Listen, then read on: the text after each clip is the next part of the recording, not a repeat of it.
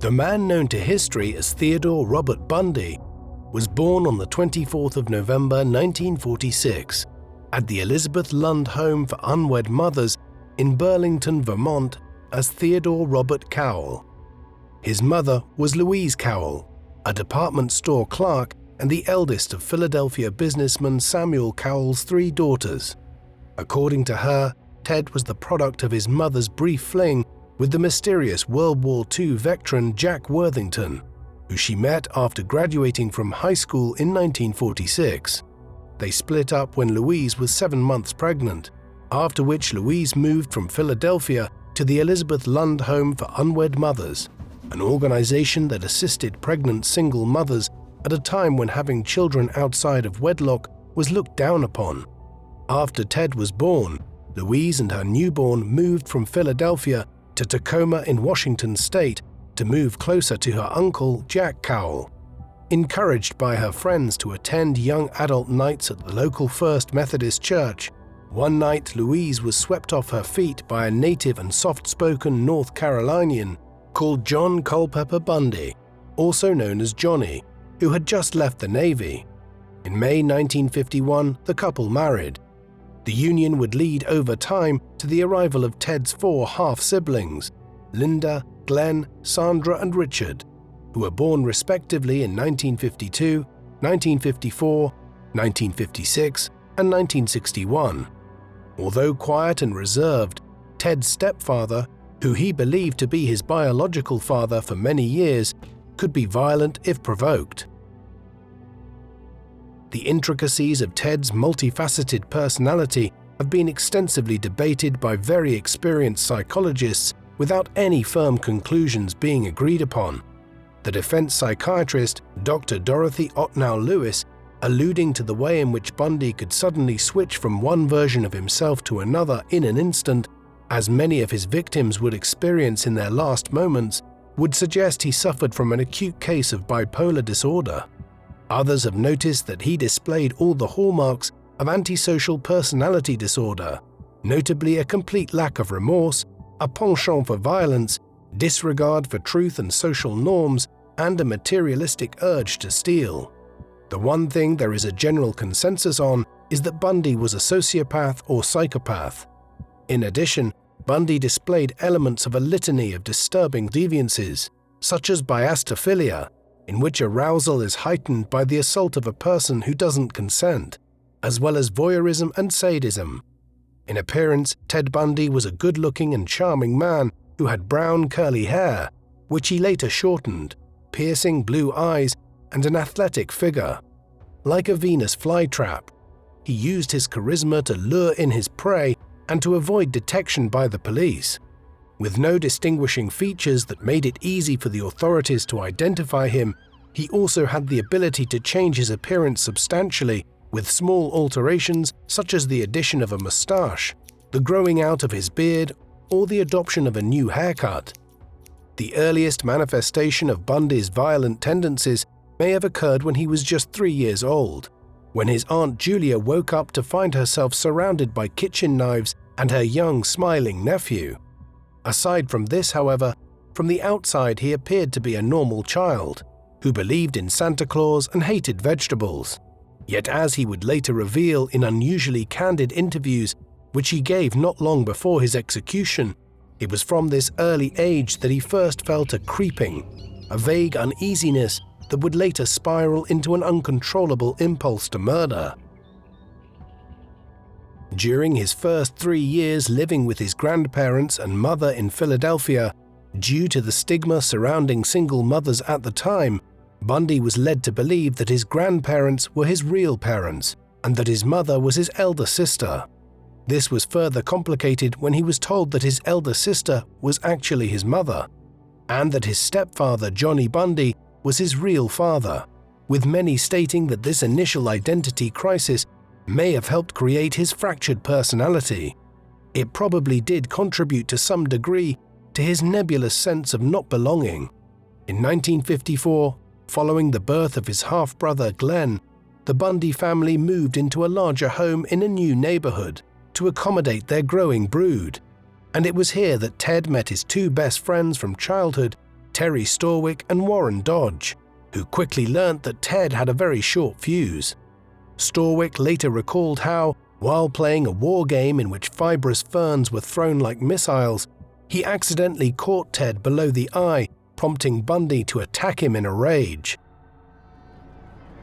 As Bundy grew older, he tried his hand at team sports such as basketball and baseball, but he was never able to get on the team, a fact that greatly embarrassed the extremely self-conscious adolescent. As a result, he decided to take up solo sports, such as skiing, which he practiced using expensive ski equipment he had stolen, a fact that would have greatly shocked his family friends who only knew him as a regular churchgoer with ambitions to pursue a career in law enforcement. This tendency towards kleptomania would become stronger over time and was a central part of Bundy's unusual psychology, with him later describing his more violent crimes in terms which indicated that he wished to almost steal the life essence from his victims. Ted's rebellious streak would take an ominous turn when, according to the most likely version of events, his true parentage was revealed by his antagonistic cousin John, who procured his birth certificate to prove to him that Johnny was not his real father. Resentful that his mother had lied to him about his origins, Ted became even more dismissive of his stepfather and henceforth refused to call him Dad, starting to only refer to him as John. The resulting friction caused Johnny, who was an otherwise mild-mannered man, to lash out more at his stepson when he was provoked. Going from middle school to Woodrow Wilson High School, Bundy, whose outward charm hid a chronic lack of self-confidence, described it as the moment he decided to socially withdraw from society because he suddenly found it impossible to integrate or relate to his classmates. From then on, he would only ever feel truly himself when he was in the classroom. Taking comfort from its formal setting, he spoke up regularly in class, cultivating an image of the serious-minded intellectual to hide his loneliness and his inability to understand other people, especially the wants, needs, and desires of girls, which mystified him. Living from home in his freshman year at the University of Puget Sound, Ted began developing the outward appearance of a normal, functioning human being, while on the inside, the malevolent elements of his personality were still stirring. In the first year at Puget Sound, he kept to himself, but his narcissistic tendencies meant that he didn't want to be entirely invisible, and, looking for something a tad more glamorous to shroud his true nature, he applied for a transfer to the University of Washington's first-class Asian Studies program in Seattle to study the Chinese language. In Seattle in 1966 and 1967, he began to open up a little more to other people, and he soon started receiving attention from a fellow student, Diane Edwards, who had been identified under various aliases in studies of Bundy's life. Despite his attraction to her and their tendency to spend their nights together, Ted made no sexual advances, as if introducing physicality into the relationship would somehow corrupt it. In an effort to continue spending time with her, Ted enrolled in an intensive Chinese language course at Stanford University. However, he soon failed most of his classes, and soon his unimpressed girlfriend, who had also become increasingly annoyed at his childhood habit of sneaking up on her, broke up with him. After their breakup, he returned home irritable and depressed, and by 1968, feeling worthless, he was back in Seattle, where he rented a small apartment, worked as a busboy in a hotel dining room, and as a night stalker in a Safeway store, and started committing acts of petty thievery. Then, one day, Ted bumped into an old acquaintance from high school who suggested that he volunteer to work for Art Fletcher, a local city councilman who was the Republican Party's nominee for the upcoming elections for lieutenant governor. A staunch Republican, Ted jumped at this opportunity and he approached the unpaid position with enthusiasm, eventually being named Art Fletcher's personal driver and a bodyguard of sorts. It was during this run also that Ted, who most studies agree had not had relations of any kind up to this, had his first such experience. This occurred at a campaign party. Having got very drunk and been whisked away to a colleague's house to rest, he describes how, in a semi-conscious state, he had seen an unknown woman enter into his bed. She undressed him and proceeded to engage in intercourse with him. Not long afterwards, when his job on the Fletcher campaign came to an end, Bundy found employment as a salesman in a Seattle department store. This didn't last long, though perhaps the experience, along with his time working around political types who didn't mean what they said, cultivated his ability to talk his way out of situations and charm people into doing what he wanted, skills that would become integral to his brutal activities in the 1970s. Soon he headed out to Philadelphia to continue his studies at Temple University for one semester in 1969. That autumn, though, he was back in Washington, and at a local bar, Bundy met Elizabeth Kendall, a 24-year-old medical secretary from Utah and single mother of a daughter named Tina. Falsely introducing himself as a law student who was writing a book on the Vietnam War, Elizabeth fell for him immediately, and they began a relationship. Ted and Elizabeth's whirlwind romance blossomed so quickly that after 3 months they were both seriously considering getting married. Yet Ted's lies would eventually catch up to him. He soon had to reveal that in actual fact he was a university dropout, working as a legal messenger. Elizabeth forgave him this and many of his other toxic traits, which included seeing other women to make her jealous. Underneath the surface, though, Ted's sickness was getting worse, and it was around this time that he began watching violent pornography and prowling around after dark, peeping into women's windows and stealing things, often for seemingly little reason. Driven by a need to understand his own confusing psychological makeup, Bundy began a new major in psychology at the University of Washington, where for once he did well academically, graduating in the spring of 1972. Thereafter, he stated his desire to study the law, but he soon realized he was not well suited for a legal career and was rejected by numerous law schools. Then, with the assistance of a grant, he began working with psychiatric outpatients at the Harborview Hospital in Seattle. These were years of flux for Bundy, and he also returned to politics, volunteering as a helper in the upcoming local election campaign on behalf of Governor Dan Evans of the Republican Party. To all those who knew him on the campaign trail in 1972, Bundy was an intelligent and handsome man with a bright future. Yet to his girlfriend Elizabeth, much of his behavior was increasingly unsettling. She would later recollect that he threatened to physically harm her if she told anyone about his peculiar stealing habits. On another occasion, he strangely came back home with a surgical glove bulging from his pocket and retrieved a crowbar from behind a radiator.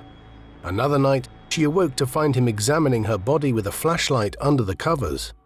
In assessing all of this, it should be noted that while the first murder which Bundy can be absolutely connected to would not occur until 1974, investigators in the late 1970s and 1980s became convinced that he had committed several murders as far back as the 1960s, and when he was dating Elizabeth in Seattle in the early 1970s. After the 1972 election, and armed with a profusion of supporting documents, which included a letter of recommendation from Governor Evans, Bundy managed to secure a place at the University of Utah Law College for a course that started in the autumn of 1973.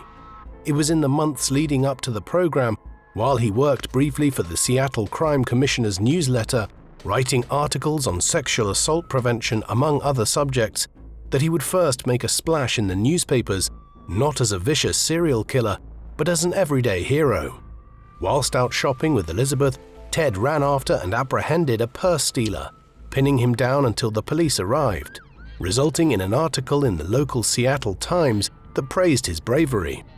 It was events like this, and his recommendations from leading political figures in Washington state, that would later make police disinclined to pursue Bundy as a potential perpetrator of some of his crimes in the mid-1970s.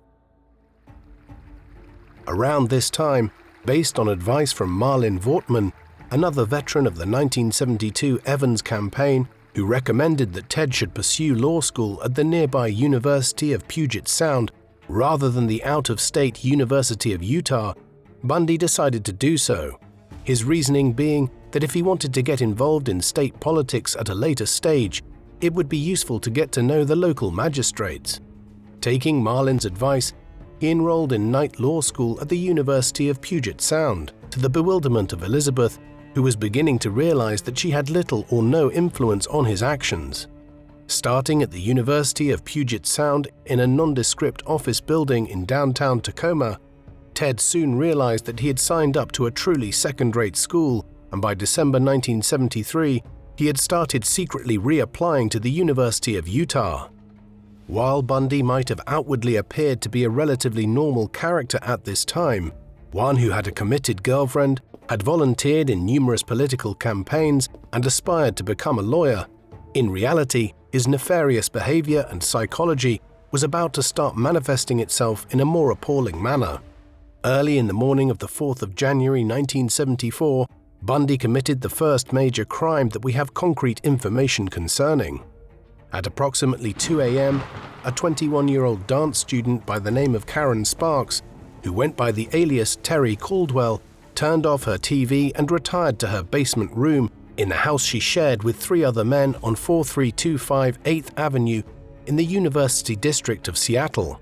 The next day, when she still hadn't emerged by 7:30 p.m., her housemates entered her room and discovered to their horror that she had been savagely beaten around her head and was close to death. She was immediately sent to hospital.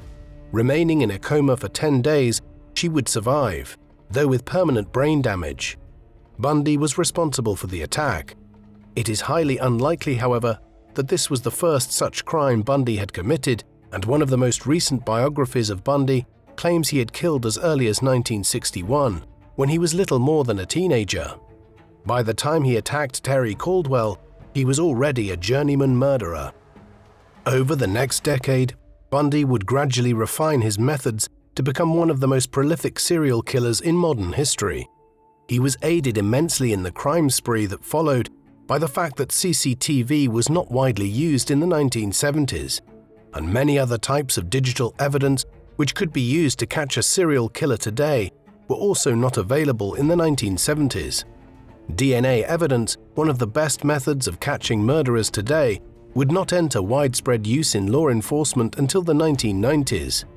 Impediments such as these, when combined with Bundy's tendency to argue and charm his way out of tight situations, would facilitate his murders over the next several years.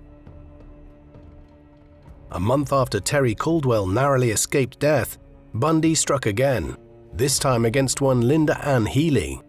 On the 1st of February 1974, having returned to her apartment which was minutes away from Caldwell's, Healy went to bed, only to be snatched from it quietly in the early morning hours and never seen again. Her death is generally regarded as the first of Bundy's confirmed murders. The next was Donna Gail Manson, a 19-year-old student studying at the Evergreen State College in nearby Olympia, who on the 12th of March 1974 was abducted whilst on her way to a jazz concert. Bundy later disclosed that he incinerated her skull in his girlfriend Elizabeth's fireplace while she was out. After this, on the 17th of April 1974, Bundy lured Susan Elaine Rancourt to his car by pretending to be a disabled man who needed her help to carry some heavy books, a method he would use regularly thereafter to kidnap many young women. Soon after he killed Rancourt, Bundy informed Elizabeth of his surprise decision to transfer to Utah in September, making it seem to her as if it was a recent choice, despite him having already organized it 4 months earlier.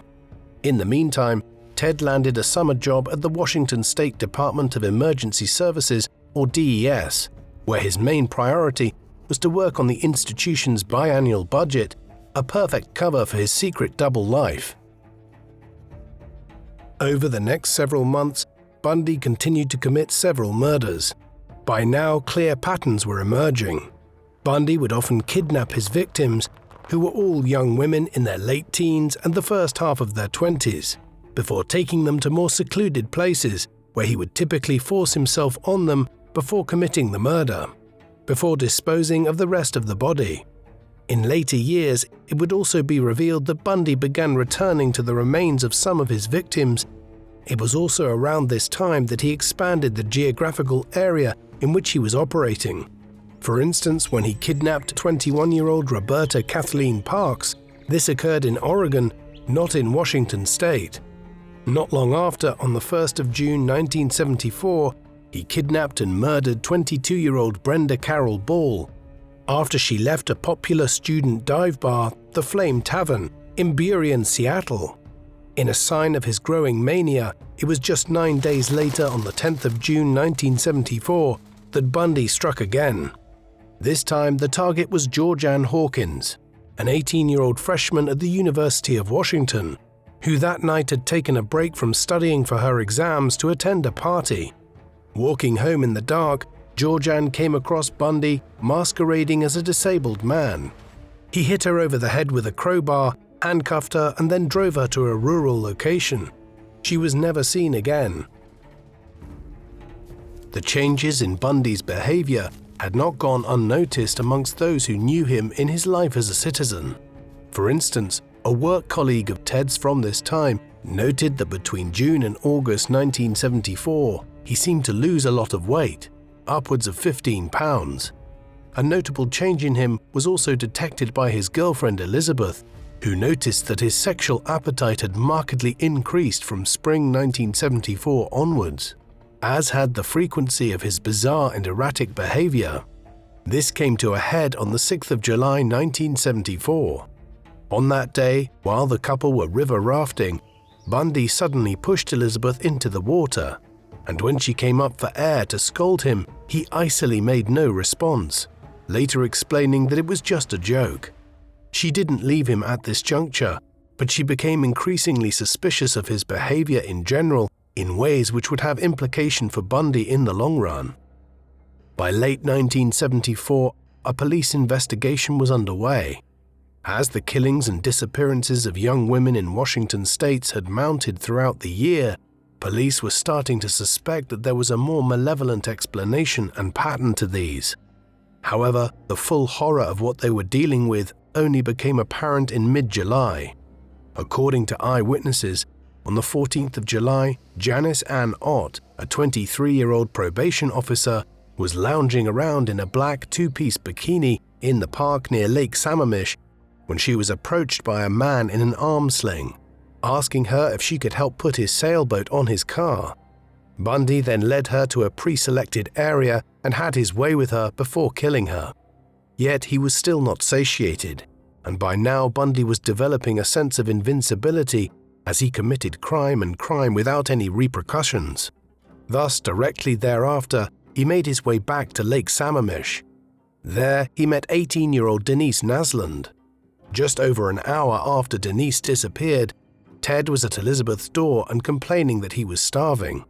They both went to a local joint where he devoured 2 enormous hamburgers, much to her surprise. Once it was established that both young women who had been at Lake Sammamish on the 14th of July 1974 had disappeared, detectives started receiving their first descriptions of the anonymous killer, who had felt audacious enough to commit his crimes in open daylight and whose movements during the day had been observed by hundreds of eyewitnesses in the first major mistake of his homicidal career. As a result, from personal accounts and observances, it was learnt that the potential killer referred to himself as Ted and that he drove a light brown Volkswagen Beetle. The published sketches were alarming for Elizabeth, who couldn't help but notice Ted's familiar jawline and equally couldn't ignore the fact that the depicted monster was known to drive the same car as her boyfriend. On the other hand, there were also many discrepancies that made her downplay her suspicions. Yet these would only re-emerge in the months before his departure, when she discovered a hatchet in his car and noticed that he had shaved his hair extremely short. Nevertheless, she still wasn't fully convinced, and so when Ted left for Utah in September, days before the decaying remains of Janice Ott and Denise Naslund were discovered, she embraced and kissed him before he left. Traveling down to Salt Lake City and by himself at last, the Grim Reaper wasted no time satisfying his carnal cravings, and once he got to his destination, Ted Bundy was noticeably absent from his classes for 6 weeks, while he familiarized himself with the local area. A new killing frenzy started on the 2nd of October 1974 when 16-year-old cheerleader Nancy Wilcox was picked up by Bundy in the small city of Holiday, Utah, and never seen again. Bundy would later confess to her killing, although peculiarly, much of the testimony that he provided concerning her was later found to be false, and her body was never recovered. Just over 2 weeks later, on the evening of the 18th of October, 17-year-old Melissa Smith, who was the daughter of the Midvale Chief of Police, Lewis Smith, left the Pepperoni Pizza Palace only to be abducted. Rather shockingly, when her body was discovered 9 days later, it was determined that she had only been dead for approximately 3 days, opening up the horrifying possibility that she had gone through a 5 or 6 day ordeal at Bundy's hands. Even more disturbingly, it was observed that Smith's makeup had been reapplied, her nails had been painted, and that her body had been cleaned as if she were some kind of doll. As the news of these disappearances proliferated around the state, parents Jim and Shirley Aim of Salem, Utah, took the opportunity to remind their carefree 17-year-old daughter Laura of the dangers of hitchhiking, but she shrugged off their warnings. It would prove to be a fatal miscalculation, for on Halloween night 1974, after leaving a party at about midnight, she would come face to face with Bundy when she stuck her thumb out on Highway 89 looking for a ride into the city of Lehi. By now, Bundy was feeling unstoppable, so there was no reason for him to suspect that his next catch would get away from him. On the evening of Friday the 8th of November, whilst shopping for a gift at Fashion Palace Mall, 18-year-old Carol Daronch was approached by a handsome man with a mustache who introduced himself as Officer Roseland. Informing her that her car may have been broken into in the car park, she and the stranger went to her Chevrolet Camaro only to find it completely untouched. Bundy then requested she jump into his Volkswagen Beetle so that they could go to the Murray Police Headquarters, which she did after he briefly flashed what she thought was police identification. He then drove her to a residential area, sharply parked up, and pounced on her. In the kerfuffle that ensued, Daronch managed to open the passenger door just as he placed a handcuff on her right hand, but in the confusion he accidentally locked the other cuff on the same hand, rendering it useless. Daronch fled from the car and ran away down the street, freeing herself from the grasp of her terrifying assailant. Shivering with fear, Carol Daronch was picked up by a friendly passerby. Quite incredibly, by then Ted Bundy was already speeding north on Interstate 15 towards the city of Bountiful in a depraved search for another victim.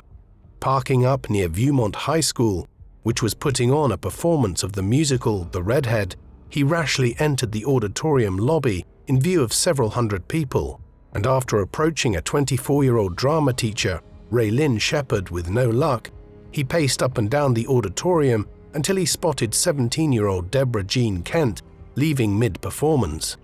With everyone distracted inside, Bundy knocked her out cold while she was in the car park, re-entered the auditorium slightly disheveled to make it seem he didn't leave at the same time as her, only to return to his car and unconscious victim.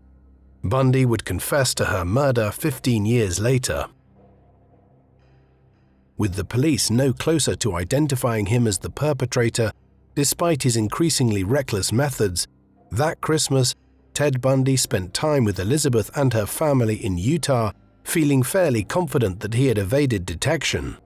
Unknown to him, however, Elizabeth had heard of the Utah murder of Melissa Smith and was growing increasingly suspicious of her boyfriend. Yet she ignored the various red flags for the time being and convinced herself that her Ted, so friendly and at ease with her parents and family, wasn't capable of such atrocities.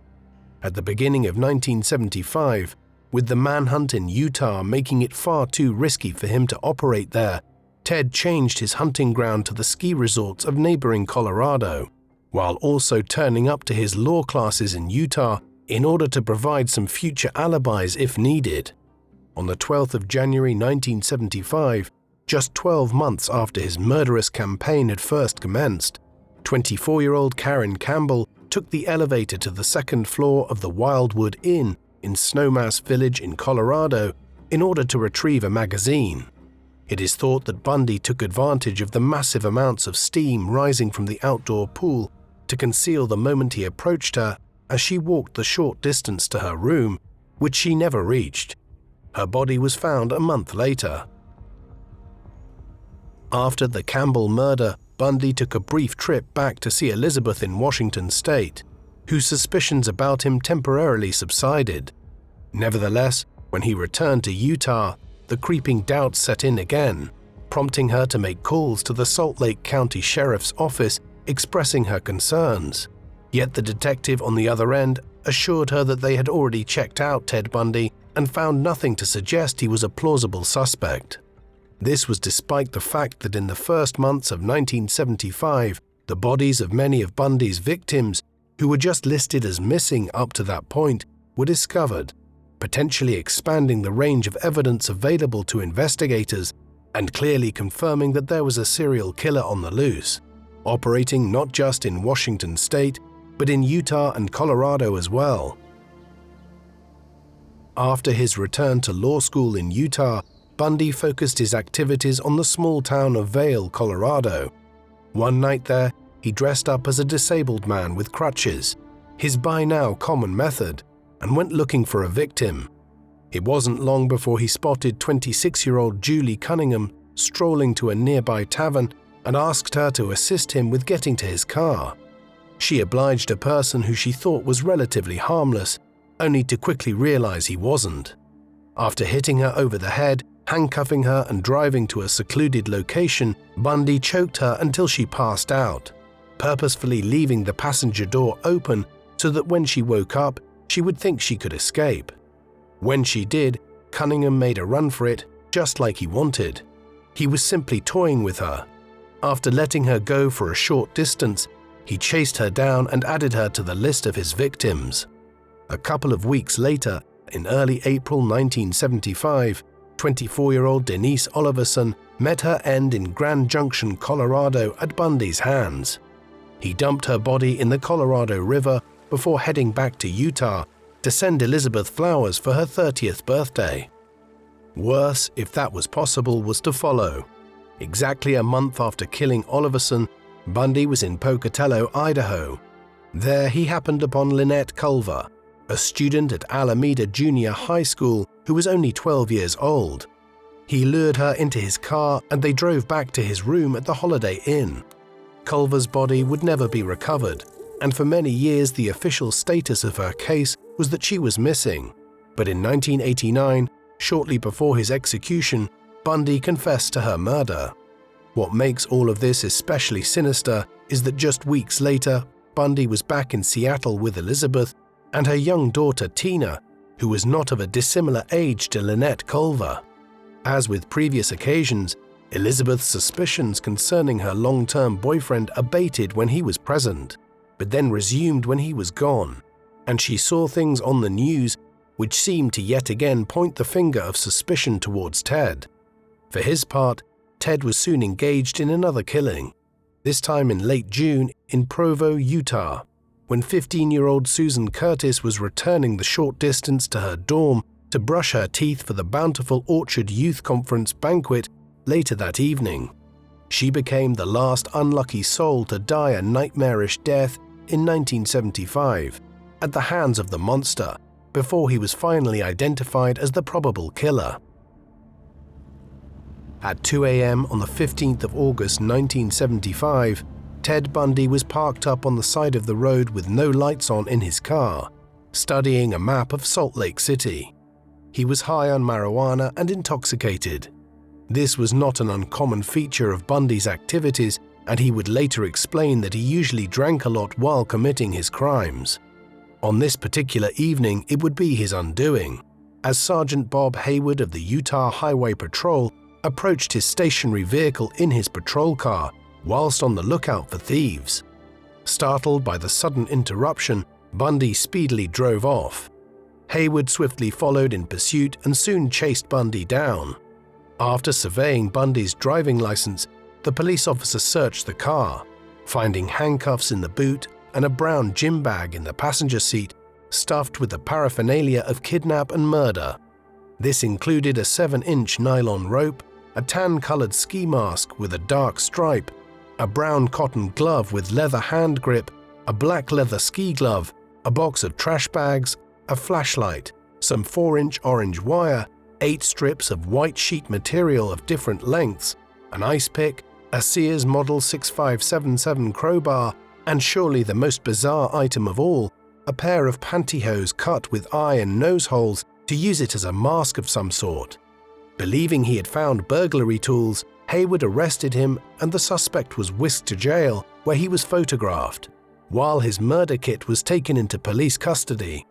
Released in the early morning hours of Saturday the 16th of August 1975, the following Tuesday, during a weekly meeting attended by lawmakers from all the surrounding counties and states, the news of Bundy's arrest sent his name to the top of the suspect list. As investigations intensified and focused on him, lots of evidence seemed to now point in his direction. Hence, on the 21st of August 1975, Bundy was arrested again at the front door of his apartment.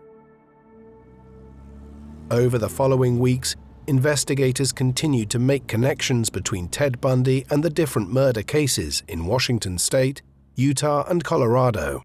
Obviously, the fact Bundy had moved to Utah to attend law school around the time that the focus of the murders shifted from Washington State to Utah and Colorado was incriminating. But the smoking gun really came on the 8th of September, when it was discovered that Bundy's gas receipts from his Chevron oil card matched the various locations where the crimes had occurred. Lawmakers were now certain that they had caught the killer. Now it was just a matter of threading together the grisly tapestry. On the 2nd of October, after being identified in a lineup by Carol DaRonch, Viewpoint High's drama teacher Raylyn Shepard, and a friend of Debbie Kent, Theodore Robert Bundy was arrested for the kidnapping and attempted murder of Carol DaRonch, setting off an unprecedented media storm in which his picture was plastered over every national newspaper. During the early stages of proceedings in late 1975, a time when Bundy was quite incredibly free after paying the $15,000 bail that had been set, but was being tracked by detectives, many of his former colleagues and friends rushed to his defense, unwilling to believe that the man they had known from various political campaigns and law schools was a serial killer. Nevertheless, one by one, each of his advocates would in time come to the shocking realization that the police were right. Meanwhile, while he waited for his day in court that had been set for late February 1976, Bundy made a show of proclaiming his innocence and wove the narrative that he was at the center of a miscarriage of justice. Despite his expressions of his own innocence, when the trial commenced, it took less than a week for Judge Stuart M. Hanson Jr. of Salt Lake County to declare that beyond a reasonable doubt, Bundy was guilty of the attempted abduction and murder of Carol DaRonch. He was sentenced to 1 to 15 years in prison. While this initial conviction had gotten Bundy off the streets, it would prove to be the least of his worries, for quietly in the background, Colorado lawmakers were assembling a much larger and more comprehensive case against him that would be centered on Karen Campbell, the young woman Bundy had murdered in the Wildwood Inn in Colorado in January 1975. Having procured eyewitness testimony that placed him in the Wildwood Inn, and having also presented Bundy with the gas receipt he had signed and received at the nearby gas station on the day Campbell vanished, on the morning of the 28th of January 1977, Bundy was charged in Salt Lake County Prison with Campbell's murder. There would be more twists and turns, though. In April, Bundy announced that he was going to defend himself in the upcoming Maine trial, a move which meant he was given access to a law library. It was while there on the 7th of June 1977 that he absconded through an open window on the second floor of the Aspen courthouse. This first effort at escape, though, ended after just 5 days.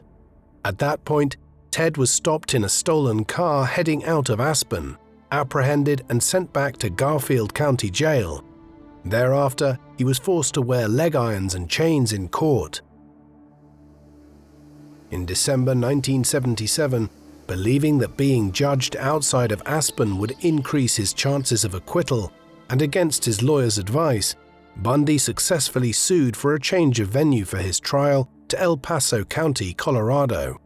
Happy with himself that he had been able to persuade the judge, Bundy was shocked to be informed moments later by his lawyer that El Paso County was actually Colorado Springs, a precinct famed for the amount of death sentences it handed out to murderers. Realizing his fatal mistake, the color from his previously mirthful face drained instantly, and according to one investigator, the change was in microseconds.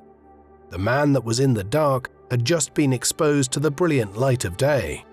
It was this revelation which drove Bundy to make a second escape attempt. On the 30th of December 1977, using books and clothes to simulate a person lying on his bunk, and with more than $700 of legal donations stuffed in his pockets, he struggled into the crawl space above his cell, broke into the chief jailer's empty apartment above, took some of his clothes and walked out of the front door to freedom. This second escape attempt was initially more successful than the first. Days later, Bundy was on his way across the country to Tallahassee, Florida, via a plane and several stolen vehicles. Taking an upstairs room at 409 West College Avenue and going by the name of Chris Hagen, he initially decided that he was going to get a normal job and to refrain from further acts of violence. However, the all-too-familiar violent urges soon emerged, and by mid-January 1978, he was visiting student nightclubs in Tallahassee. This eventually led him to the Chi Omega sorority house, where, after grabbing a wooden log from a woodpile and driven by animal rage, he first snuck into Margaret Bowman's room and quietly bludgeoned and strangled her, before moving shark-like into Lisa Levy's room, where she was beaten and choked as she slept. In a fit of uncontrollable madness, he had also bitten her as she lay dying, leaving behind an incriminating indentation of his teeth marks. Before he left the crime scene at 3:15 a.m. to return to his residence, he also severely battered Karen Chandler, Kathy Kleiner, and Cheryl Thomas, all of whom survived. As Tallahassee awakened to the horrifying news of the attacks, Bundy joined a group of residents at his accommodation who were discussing the disturbing incident. Here, as though he could not resist tangentially boasting about his experience as a serial killer, he was overheard saying that this was probably a professional job and the guy has done it before. With Tallahassee still reeling in horror, in early February, Bundy, now looking increasingly disheveled, checked out of the Holiday Inn and cruised down to Lake City Junior High School, where his eyes fixated on 12-year-old Kimberly Diane Leach. According to an eyewitness who thought she was his child being punished for some wrongdoing, he brought her to the passenger side of his van, shoved her in, and then careered uncontrollably down the highway as he tried to drive and restrain Leach at the same time. Then, finding an abandoned hogshed 30 minutes later, he sexually assaulted her before murdering her. Not long after, he resolved to head over the state line to Alabama, but on the way he was spotted by patrolman David Lee driving through the suburb of Brownsville with no headlights on. Bundy was traveling in a stolen Volkswagen, almost as though he was taunting police by traveling in the same make of vehicle he had used when committing his murders back west in 1974 and 1975. Lee soon confirmed that the car was stolen and began to arrest Bundy. As the patrolman secured one cuff, the suspect hit him in the face and tripped him before running away, but he was eventually subdued. Ted Bundy had been caught, and there would be no further escape attempts hereafter. One of the first things that Bundy did while in custody was to phone up Elizabeth Kendall. On the call, he told her that he was consumed by a sickness he couldn't comprehend, but he remained tight-lipped about the Chi Omega murders in Florida when pressed by her, as if he was too ashamed to talk about it in what would be their last ever conversation. After multiple interrogation sessions, during which he didn't directly admit his guilt but alluded to it, Ted Bundy was indicted for the Chi Omega murders in July 1978. Preparing for the upcoming trial in June 1979, he completely undermined his own cause by declining to plead insanity to save himself from the death sentence. For in Bundy's twisted mind, assault, and murder were not mental aberrations at all, but something he considered to be accomplishments. If he tried to claim he was innocent by reason of insanity, he would be renouncing the murders altogether. He also rejected a plea bargain that would save him from the electric chair if he admitted in open court that he had killed Lisa Levy, Margaret Bowman, and Kimberly Leach. Owing to all of this, on the 23rd of July 1979, it was decreed that Bundy was guilty of the attempted murders of Kathy Kleiner, Karen Chandler, and Cheryl Thomas, as well as the murders of Margaret Bowman and Lisa Levy, with the matching teeth marks found on the latter's body, the prosecution's star evidence. He was subsequently sentenced to death by the electric chair. Any chance of appeal went from remote to nil the following January, when he was also found guilty of murdering Kimberly Leach. Just before he was handed another death sentence, at 10:31 a.m. on the 9th of February 1980, the 2-year anniversary of Leach's abduction, Bundy married Carol Ann Boone. She was a former work colleague from his days at the Washington State Department of Emergency Services. In the late 1970s, while he was facing numerous trials, Boone had become his girlfriend because she wholeheartedly believed in his innocence, being unable to reconcile the idea that the individual she had worked with back in 1974 could be guilty of the crimes he stood accused of. Over the next several years, she visited him regularly and was allowed conjugal visits, such that on the 24th of October 1982, a daughter was born from their marriage. They named her Rose, Bundy's only known child.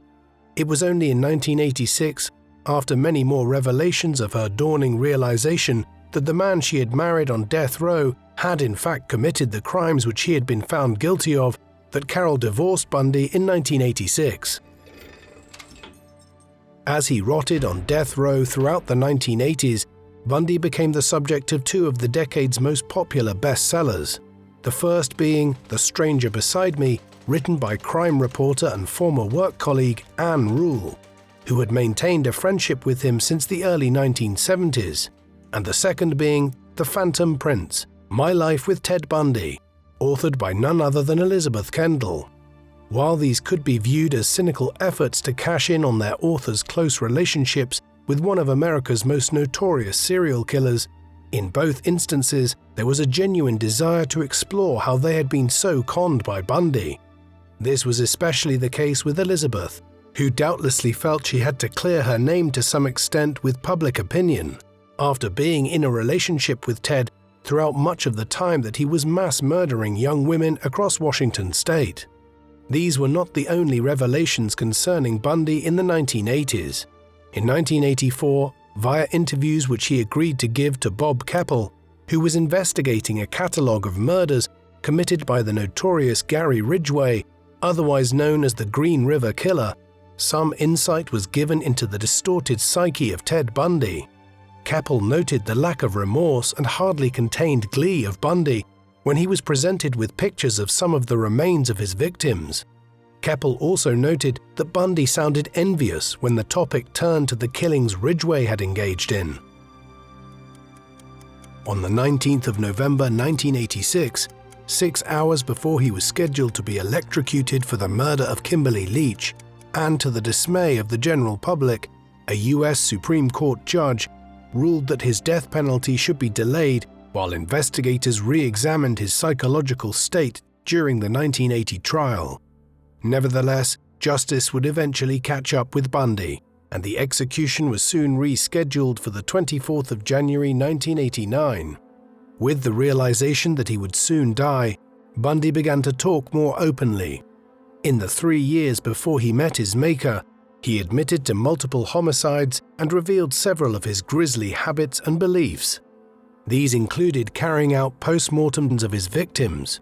He also explained how he took deep, even mystical satisfaction from feeling their last breaths leave them and seeing their eyes glaze over, and how in his mind this inextricably linked them together for eternity as he presided over them like God. On the 24th of January 1989, after a life of unimaginable cruelty, it was finally Ted Bundy's time to die. After having his hair shaved off, and applied with special conducting gel just before 6 a.m. and confessing to 2 more murders, those of Susan Curtis and Denise Oliverson, he was led to the grey execution chamber at 6:57 a.m. As he was being strapped in, and as a black hood was applied to his head, Ted uttered his last words, which were directed to his lawyer Jim Coleman, who had fruitlessly tried to stay his execution at the last minute, and Fred Lawrence, the Methodist minister who had counseled him in his final days. These were, "Jim and Fred, I'd like you to give my love to my family and friends." At 7:06 a.m., the hooded executioner pressed a button on the electric chair. Bundy clenched his fists once and then twice. After a minute, the power was turned off and a paramedic confirmed he had no pulse. Then the black hood was taken off by prison physician Dr. Frank Kelo to reveal lifeless, half-open eyes. "He's dead," announced Kelo to the silent room. Ted Bundy is one of the most notorious serial killers in history. Coming from a somewhat dysfunctional background, though hardly a particularly bad one, in his earliest years, Bundy's sickness was first expressed in small acts of rebellion and occasional outbursts, but some studies argue that he may have committed his first murders when he was little more than a teenager. Unfortunately for those who wish to reconstruct Bundy's life, these events in it remain shrouded in mystery. What is altogether clearer are the events of the 1970s. Having spent years drifting aimlessly between college courses and jobs without many successes, he began to settle down to some extent in Washington state in the early 1970s, in a relationship with Elizabeth Kendall and attending law school. But unbeknownst to Elizabeth, in early 1974, he commenced a campaign as a serial killer. Over the next 4 years or so, and through multiple arrests and 2 prison escapes, he murdered over 24 young women and teenagers, though investigators believe the number is probably over 30 for his entire lifetime. Psychologists and other analysts have tried to assess what drove Bundy and what psychological maladies drove him to do what he did. The reason this has proved so difficult is that he was clearly a complex mix of someone who was psychotic, narcissistic, had borderline personality disorder, and a range of sexual paraphilias, all of this combined in Bundy in an immensely toxic way, with the fact that he was capable of living a double life in which he appeared relatively normal to those around him, including his long-term girlfriend, but in reality was mass murdering people by night. Even when he came close to being caught on several occasions, he charmed his way out of the situation. Incredibly, on nearly every occasion that he was arrested, whether originally in 1975 or following his escapes from prison, it was actually bad driving that was his undoing. Thankfully, with the advent of DNA evidence and other technological developments over the past half-century, it is highly unlikely that anyone could ever engage in the activity which Bundy did in the 1970s and get away with it for as long as he did. What do you think of Ted Bundy? Do you think he was the most horrific serial killer to have ever lived? Please let us know in the comment section. And in the meantime, thank you very much for watching.